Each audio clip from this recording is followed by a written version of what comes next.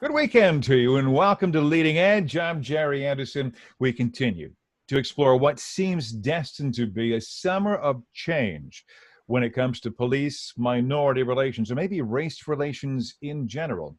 Ohio's governor trotted out his proposals for reform this week. Toledo City Council is weighing some changes. Ohio's mayors are uniting to find solutions, all in the wake of the police killing of George Floyd up in Minneapolis. I've asked former Toledo Mayor, current state representative, District 44, Paula Hicks-Hudson, to weigh in on Leading Edge this week. I see all of these proposals, Mayor, Representative, excuse me. I see all these proposals, but I also see a state legislature which may be slow to make significant changes. Where are our lawmakers on these issues? I mean, DeWine's trotted out other stuff in the past, gun reform after Dayton, which went nowhere down at Broad and High. Is anything different now? Will the state legislature mandate any reforms? I can answer it by giving you the hearings that were held in criminal justice this past week on Stand Your Ground. All right. So how are we looking at dealing with justice and other things when you've got the majority trotting out these pieces of legislation that are not designed, I think, to bring us together or even to acknowledge the fact that we have a problem.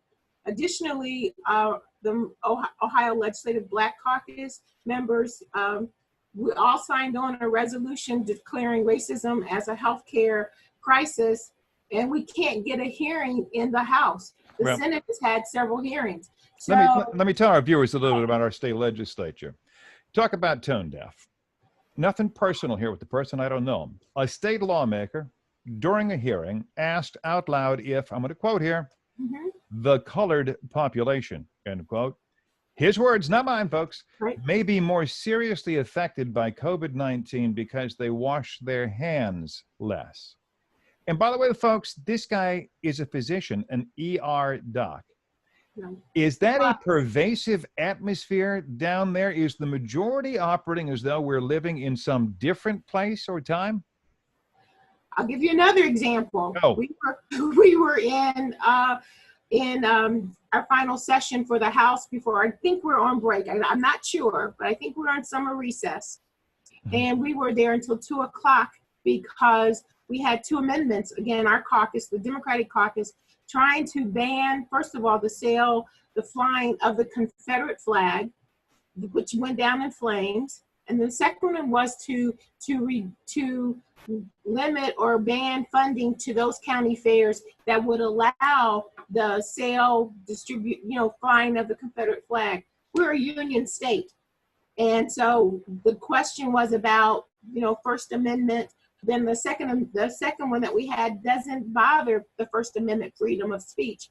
Yeah. And they were all sympathetic, but felt that they could not vote for a flag that is a slap in the face of the thousands of men who died in the Civil War. Let me go down that road a little bit, because all around us just this week we are seeing the symbols of black suppression or servitude going away. Say goodbye to Aunt Jemima, Uncle Ben, Mrs. Butterworth, all likely to go away because of the imagery they portray.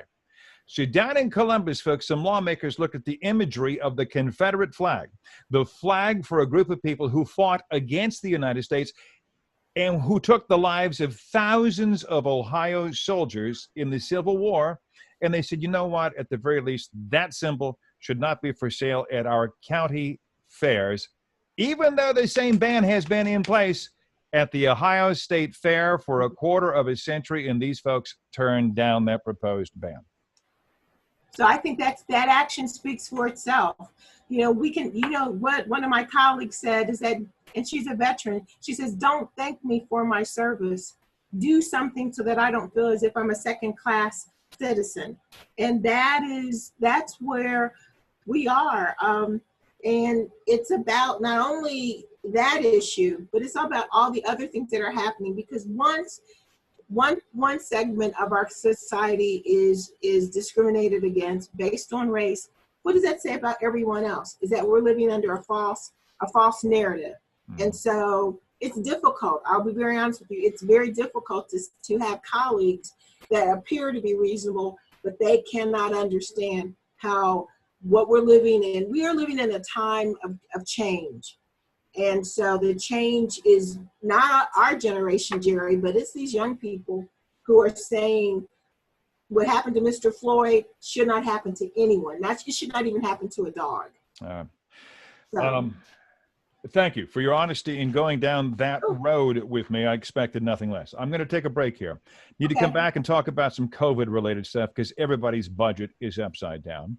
Yes. Don't be surprised, folks, if UTMC, if those letters aren't heard in our next segment. She is State Representative Paula Hicks-Hudson, State House District 44. This is Leading Edge, and I'm back right after this.